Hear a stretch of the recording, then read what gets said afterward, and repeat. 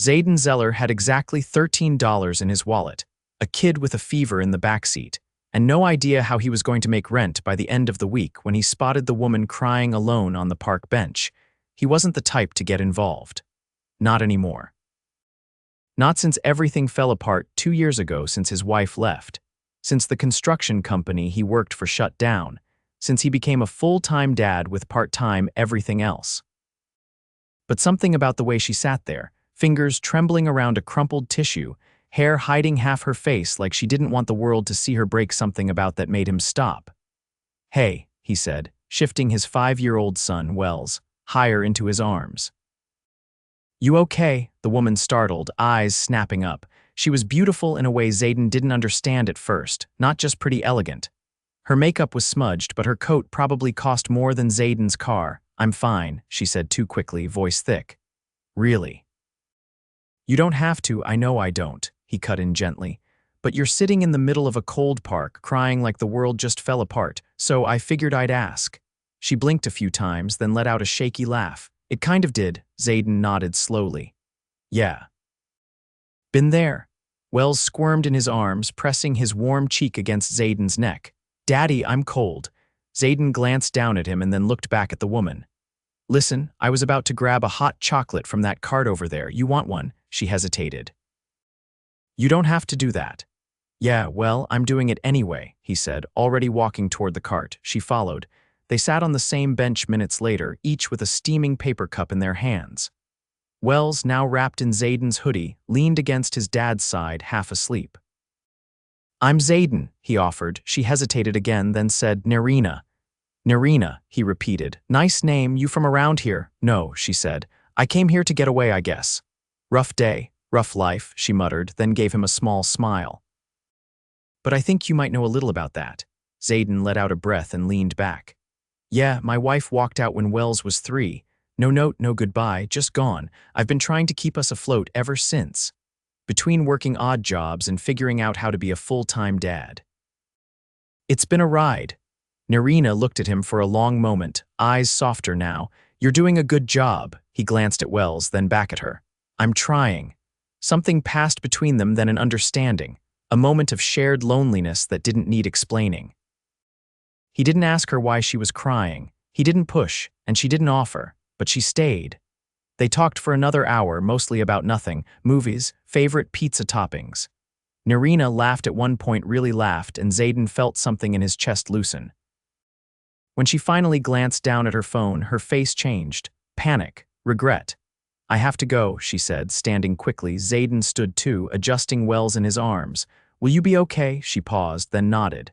"Thank you, Zayden, for the hot chocolate and for not asking too many questions." He gave her a half smile. "Anytime." She walked away fast, like she didn't want to change her mind. Zayden watched her go, something tugging at his gut. He didn't expect to see her again, but he did. 3 days later, while picking up a shift doing maintenance at a fancy downtown hotel, he saw her stepping out of a black SUV in front of the entrance. Her hair was pulled back, sunglasses on, heels sharp enough to slice glass. She didn't see him. But he saw the man rushing to open the door for her, the way people stepped aside like she owned the place, the way the concierge greeted her like she was royalty. Zayden blinked. No way. He finished his shift and told himself it didn't matter. Just a coincidence. Maybe she worked for someone rich. Maybe she wasn't who he thought. But later that week, she showed up at the same park bench again. This time, not crying. "Hey," she said. Zayden looked up from where he was helping Wells build a Lego tower on the bench. He stared at her, confused. "Nerina, I was hoping you'd be here." Wells looked up. "You're the pretty lady," Nerina laughed, kneeling beside him. "And you must be Wells." Zayden watched them, heart thudding. "What are you doing here? I wanted to see you again." She straightened and met his eyes. "Is that okay?" They started spending time together. Park visits turned into coffee dates. Coffee dates turned into afternoons at the library with Wells. Nerina never asked about Zayden's finances or his job. She listened. She laughed at his jokes. She brought Wells a little toy plane just because. Zayden didn't know who she really was. Not yet. But Nerina kept coming back, and every time she smiled at him, something inside him started to believe that maybe, just maybe, he deserved a second chance at love. Zayden watched the way Nerina tilted her head as Wells explained the rules of his made-up dinosaur card game, her expression shifting from confusion to awe as she nodded solemnly at every rule he declared. The sun dipped lower behind the buildings, casting a soft golden light across the park, and Zayden realized he hadn't checked his phone in over an hour. "Do all the red cards really explode?"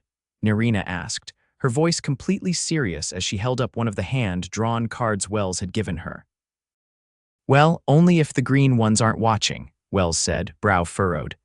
"But if the purple ones are friends with the red ones, then they don't explode, they just roar." Nerina gave a slow nod. "Makes perfect sense." Zayden stretched his legs out in front of him with a low sigh. "You're braver than I am. I still haven't figured out how the purple ones work." "Diplomacy," Nerina said with a grin. "They're the diplomats of the deck." Wells climbed up beside his father and leaned his head on Zayden's shoulder, clearly winding down. Nerina watched him for a moment, then glanced at Zayden. "Do you mind if I ask how you manage everything with him? Work, parenting, all of it?" Zayden hesitated, then rubbed the back of his neck. "It's a lot of duct tape and praying. I pick up whatever hours I can, mostly short-term stuff. Plumbing, wiring, repairs, anything that pays. My neighbor, she's retired, watches Wells if I get called in last minute. She's a blessing." Nerina looked thoughtful, her gaze flicking to Wells. "He's lucky to have you." "I'm lucky to have him," Zayden said quietly. "He keeps me grounded," she nodded slowly. "It's rare, that kind of bond." Zayden studied her for a moment. "What about you? You never talk about your family." Nerina looked away, her expression dimming. "My parents passed a few years ago. I was an only child.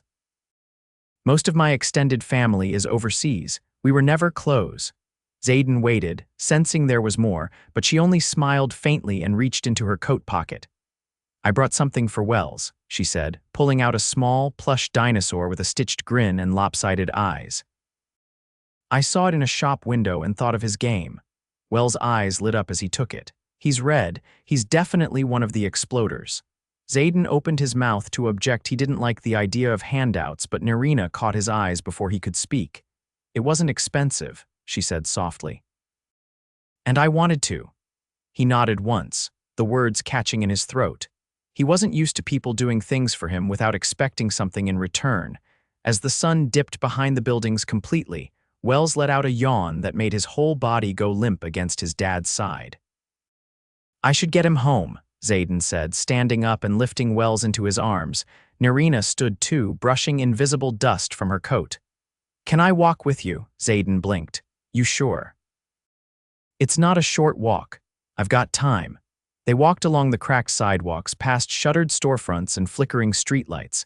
Nerina didn't flinch at the uneven pavement or the occasional shout from a nearby alley.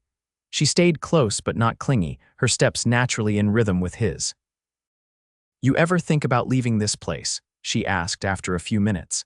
"Every day," Zayden said, "but I don't want to rip Wells out of the only life he knows, and moving takes money, which I don't exactly have lying around." She nodded slowly. "If you could go anywhere, where would it be?" Zayden thought for a moment. "Somewhere quiet. Not too far from a city, though, trees. A yard, a place where Wells could run around without me worrying about broken glass on the sidewalk." Nerina was quiet for a beat. Then softly, "That sounds like something worth building." They reached his apartment, an aging brick walk-up with rust stains under the windows and a flickering porch light. Nerina looked up at the building, then back at him. "I've got to head back," she said. "But can I see you again?" Zayden shifted Wells in his arms and nodded. "Yeah, I'd like that." She hesitated, then stepped forward and pressed a kiss to Wells' forehead before turning to walk away. Zayden watched her go, something heavy and unfamiliar pressing in on his chest. He carried Wells up the stairs, unlocked the door, and set him down gently on the couch, draping a blanket over him. He glanced at the plush dinosaur still clutched in Wells' hand. That night, after Wells was asleep, Zayden sat at the small kitchen table and opened his laptop. He typed her name into the search bar just to look, just to understand, and what came up nearly knocked the breath out of him. Nerina Astor, heiress to the Astor Holdings conglomerate, CEO of a luxury real estate empire, listed on multiple most powerful women under 30 features. and worth over $4 billion. He sat back slowly, the chair creaking under him. She hadn't just fallen out of the sky. She'd left a world behind to sit on a bench and cry, and she'd never mentioned any of it. His mind spun. Why him? Why keep it a secret? He stared at the screen, her photo smiling back at him, poised, polished, untouchable, and felt the first crack of fear slip through the warmth he'd been holding on to. He didn't belong in her world, and he had no idea what she really wanted from his. Zayden didn't sleep that night. The image of her, the woman who had been sitting barefoot on a park bench with tear-streaked cheeks, now stared back at him from a glowing screen, flawless in a designer gown, captured mid-laugh at some black tie gala. Nerina Astor, real estate royalty, billionaire. The kind of person who probably had assistants to carry her coffee and lawyers to pick her battles. He stared at her face until the screen blurred, until the contrast between the woman he knew and the woman the world saw made his thoughts splinter in opposite directions. The next morning, he didn't go to the park. The following day, she came looking for him.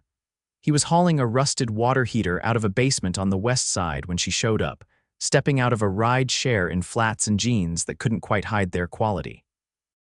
She didn't say a word at first, just crossed her arms as he wiped his palms on his shirt and stared at her like he wasn't sure he wasn't hallucinating. "How did you find me?" he asked finally. "I asked," she said simply. "I remembered you mentioning the kind of jobs you take. I called around." He rubbed the back of his neck, unsure what to do with his hands. "I looked you up," he admitted. "I know who you are." She didn't flinch. "I figured. You could have told me." "I could have," she said, "but I didn't want to be her with you. I wanted to be Nerina." "Just Nerina," he exhaled slowly. "And what happens when your world comes knocking, when the headlines start spinning and I'm dragged into something I don't belong in?" She stepped closer. "You think I didn't worry about that too, that maybe I'd be the one out of place in your world?" He blinked. "You've got private jets. I've got a truck that stalls at yellow lights. You think I care about that?" Her voice rose a notch, not angry, just insistent. "I was crying on a park bench the first time we met because I just walked away from a deal that would have made me $300 million. And I didn't care. I was miserable. I barely recognized myself." Zayden leaned against the wall, arms crossed. "So what do you want now?" "I want you," she said. "And Wells, I want to sit on your couch and eat bad takeout and listen to your kid explain how dinosaurs negotiate peace treaties. I want something real." "Real," he echoed, his voice rough. "You think this is sustainable, you and me on opposite ends of the universe?" "Maybe it's not about ends," she said. "Maybe we're the bridge." He stared at her for a long moment. "You don't understand what my life is like." "Then show me." He studied her, really studied her. Not the wealth, not the polish, just the woman who kept showing up. "Fine, you want real," he said. "Come with me." They drove together in his truck, the floor cluttered with toy parts and receipts. She didn't flinch when the AC sputtered or when the engine made a sound it definitely shouldn't. She just watched the city pass by out the window, quiet, thoughtful. He pulled into a narrow driveway in a neighborhood most people like her wouldn't glance at twice. Inside, the apartment smelled like lemon cleaner and microwaved soup. Wells was sitting on the floor with a coloring book, and his babysitter, Mrs. Carver, was knitting in the corner. "Company?" she asked, peering up through thick glasses. "Just a friend," Zayden said. Nerina knelt beside Wells.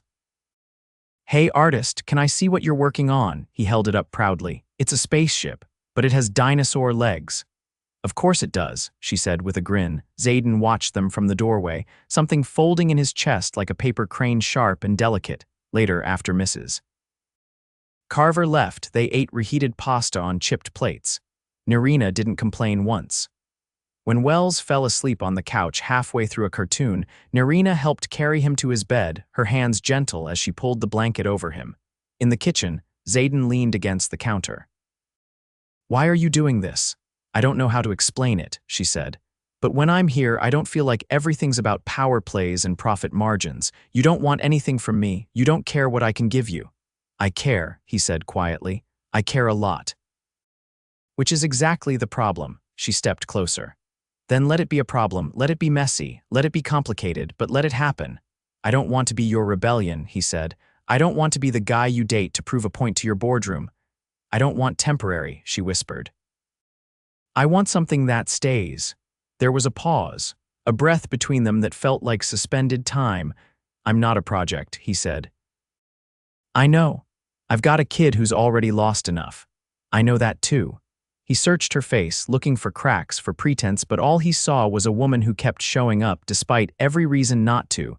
He reached out slowly, brushing a strand of hair from her face. "You're going to wreck my peace," he said. "I'll build it back better," she replied. And just like that, he kissed her. It wasn't polished or practiced. It was raw, honest, like two people standing on a fault line and deciding to jump anyway. When he pulled back, she was smiling different than before. Not the perfect, camera-ready grin. This one was soft, real. "I have to go back for a few days," she said. "Meetings, contracts, but I want you to come with me, just for a weekend." He raised an eyebrow. "To your world, to ours," she said. "If you'll let it be." He didn't answer right away, but he didn't say no. Zayden had never seen a place like this. The moment the black SUV rolled past the iron gates and up the winding drive, he realized he'd crossed into a different world. The estate mansion sat at the top of a hill, its stone facade glowing under the low afternoon sun like something out of a film. Columns framed the entrance, wide and imposing. The driveway alone could fit 20 of his trucks. He stepped out, one hand steadying Wells, who clutched the new backpack Nerina had sent days earlier. It was navy blue with embroidered rockets and his initials stitched on the inside tag. Zayden hadn't known what to do with it when it arrived, but Wells had beamed for an hour. Nerina met them at the top of the steps, her usual graceful confidence tempered with something quieter, anxious anticipation. She reached for Wells first, crouching to his level. "You ready for the adventure I promised?" she asked. Wells looked up at Zayden for confirmation. Zayden gave a slight nod. "Just for the weekend, remember?" Wells turned back to her, his voice small. "Do you have dinosaurs here?" She looked serious. "I have a whole garden full of them. You just have to know where to look." Wells took her hand like it was the most natural thing in the world. Inside, the house was a cathedral of glass and stone. Everything gleamed.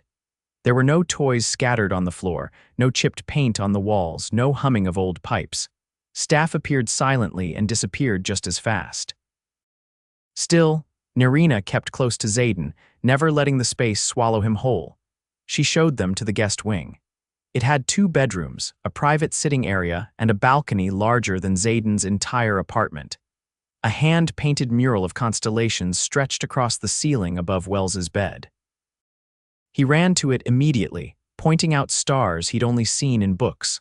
Later, as the sun dipped low, Nerina led Zayden through a private garden, the winding path lit by lanterns tucked among the hedges. They stopped beneath a flowering archway, the scent of jasmine thick in the air. "I didn't bring you here to impress you," she said. "Didn't have to," he replied, eyes scanning the manicured horizon. "This place does that on its own. I brought you here because I need you to see all of me, not just the girl on the bench." He folded his arms, silent. She reached for his hand. "There's something I need to tell you." He didn't pull away. "My board's been pushing me into a merger with a developer I don't trust. They want me to sell 5 of our city properties, including half of the affordable housing units I fought to keep." "I walked out of the meeting the day I met you." Zayden's brow furrowed. "That's why you were crying," she nodded. "I've been building this legacy for years, but I realized I didn't like what I'd become to get here. I didn't like what I was giving up." "What are you going to do?" he asked. "I already did it," she said.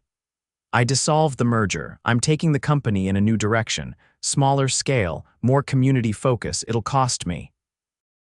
But I want to build something I believe in." He looked at her, the woman he'd first seen with mascara streaks and trembling hands, now standing tall under moonlight, choosing her principles over profit. "I didn't expect you," she said suddenly. "I didn't expect any of this. But I don't want to go back to that life without you in it." Zayden stared at the path ahead, then turned back to her. "I've spent years trying to survive, trying to keep Wells safe. I don't know what it means to be someone's partner in a world like this." "Then let's figure it out together." He hesitated. "I need to be sure we're not just a phase. That this isn't just your version of rebellion." She took something from her pocket, a small velvet pouch, and placed it in his hand. Inside was a key. "That's to the townhouse on West 13th, she said. It's being renovated. It'll be ready in a few months. 2 bedrooms, backyard. I want you and Wells to have it. He shook his head slowly. You can't just, I'm not giving it to you, she said. I'm offering it to you. As a partner, I want to build a life with you, not hand you one. He looked down at the key, then back at her. I don't want to live in your house. You won't, she said. You'll be living in ours. The next morning, Nerina took Wells out to the garden to search for dinosaurs, leaving Zayden time to sit with his thoughts. He wandered the quiet halls until he found the piano room grand, untouched. He sat at the bench and pressed a single key. It rang out clear, unbroken. He didn't play, just listened. When they returned to the city, it was as a trio. Zayden didn't accept the townhouse immediately. He asked for time.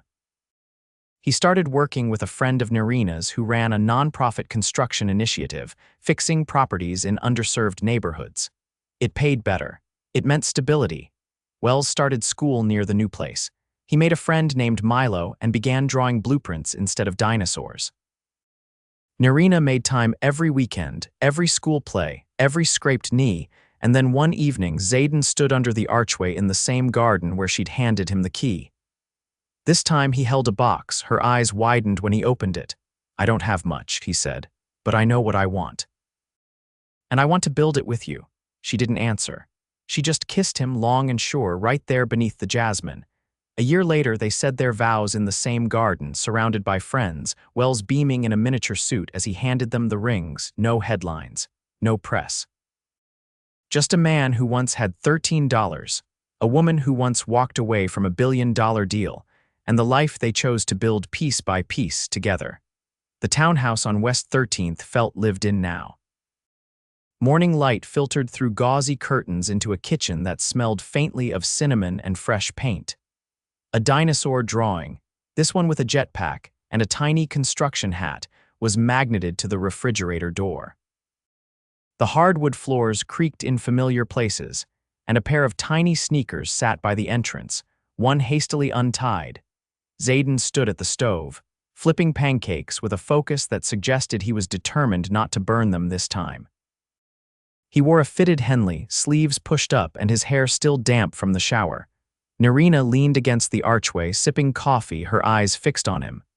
You know, she said, you've come a long way from boxed mac and cheese. He glanced over his shoulder. Hey, boxed mac is a classic.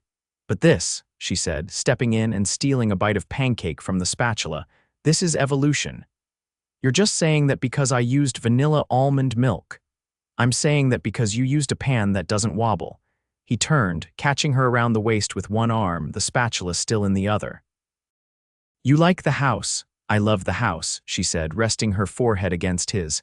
But I love who's in it more. Before he could reply, the rapid patter of small feet filled the hallway. Is it ready? Wells burst into the kitchen, his hair sticking up wildly on one side.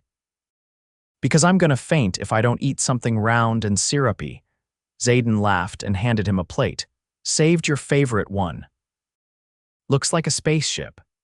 Wells climbed onto a stool and dug in with the enthusiasm of a child who believed breakfast was the most important meal, not because of nutrition, but because it brought the family together. Nerina joined them, sliding into a chair while Zayden poured orange juice. There was no rush, no meeting to race to, no tension humming beneath the surface, just the quiet certainty of a life taking root. Later that day, Nerina stood in the middle of a sunlit office space downtown, surrounded by exposed brick and floor-to-ceiling windows. The new headquarters for her latest venture, a nonprofit development initiative focused on revitalizing neglected city properties into safe, sustainable housing. She had a team now small but committed, people who'd left high-paying firms to be part of something that actually mattered. Zayden walked in near the end of her final meeting, a clipboard tucked under his arm and dust on his boots. You're late, she teased. Had to finish the roof inspection at Oak Ridge, he said, setting the clipboard on the desk. It's worse than we thought. But fixable. Everything worth having usually is. He stepped closer and kissed her temple. You ready? She nodded, slipping on her coat. Let's go. They picked up Wells from school, where he ran straight into Zayden's arms, holding up a clay model of what he insisted was a solar-powered T-Rex habitat. Nerina crouched to inspect it, asking how the water filtration worked, and Wells launched into an explanation so complex Zayden could barely follow. That night, after Wells was asleep, Nerina sat on the rooftop patio of the townhouse, wrapped in a throw blanket. Zayden joined her with 2 mugs of tea, the city humming softly below them. "You ever think about how we got here?" he asked. "Every day." "I still don't understand it," he said. "How someone like you could want someone like me." She turned to face him, eyes steady. "You're exactly what I wanted. I just didn't know it yet." He brushed his thumb along her cheek. "You're going to keep changing the world, aren't you? Only if you're there to help build it." He kissed her then, slow and certain, no urgency, just the kind of kiss that said, "I'm not going anywhere." Weeks passed, then months. Wells lost his first tooth and insisted on writing a thank you note to the tooth fairy. Zayden taught him to ride a bike in the park, Nerina cheering from the grass while holding a thermos of lemonade. On weekends, they drove out to the countryside, where Zayden had found a small patch of land. Not to escape the city, but to build something new. A cabin, a garden, a place to breathe. Nerina brought design plans. Wells brought a shovel. Zayden brought his hands. The 3 of them built it together. One spring afternoon, Nerina stood under the blooming cherry tree they'd planted near the porch, watching Wells chase butterflies. Zayden came up behind her, wrapping his arms around her waist. "You happy?" he asked. She leaned back against him. "I didn't know how much I needed this. A life that doesn't just look good on paper, but feels good in the quiet. I used to think I had to hold everything together alone," he said, "but you made me realize love isn't weight. It's the reason you carry it." She turned in his arms. "Then let's carry it all together." They didn't need a wedding with cameras or a guest list longer than a novel. One warm June evening, under soft lantern light and a sky full of stars, they stood in the garden behind their cabin and exchanged vows. Wells officiated, wearing a blazer 2 sizes too big, reading from a note card he'd written himself. Zayden promised to never let fear stop him from loving her fully. Nerina promised to never let her world overshadow his, and when they kissed, it wasn't just a symbol. It was the culmination of every step they'd taken to reach that moment. They danced barefoot in the grass, laughter echoing into the night, the 3 of them spinning in a circle of joy that needed no audience. Years later, when people asked how they met, Zayden would say it started with hot chocolate and a red dinosaur. Nerina would say it started the moment someone saw her as a person, not a brand. But the truth, it started when 2 broken hearts decided they didn't have to stay broken. That sometimes, the greatest riches weren't built in boardrooms or bank accounts, but in slow mornings, shared dreams, and love that chose you back every single day. And they never stopped choosing each other.